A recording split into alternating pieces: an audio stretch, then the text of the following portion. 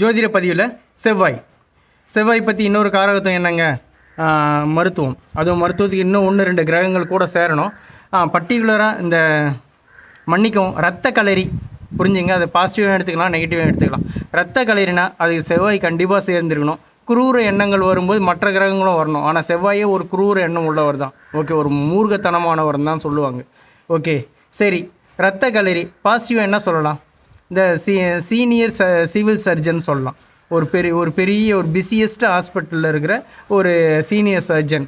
அவர் டியூட்டியில் இருக்கிற நேரம் ஃபுல்லாக கையில் கத்தியோடு தான் இருப்பார். ஓகே, ஆப்ரேஷன் அவர் தான் பண்ணி ஆகணும். ஓகே, அவர் சர்வீஸ் ஃபுல்லாக ஆப்ரேஷன் தான் பண்ணிகிட்டு இருப்பார். ரத்த களரி தான். இப்போ அவர் நெகட்டிவாக தான் நீங்கள் சொல்ல முடியுமா? அதே அந்த செவ்வாய் நெகட்டிவாக வேலை செஞ்சதுன்னா கசாப்பு கடையில் வருவாங்க.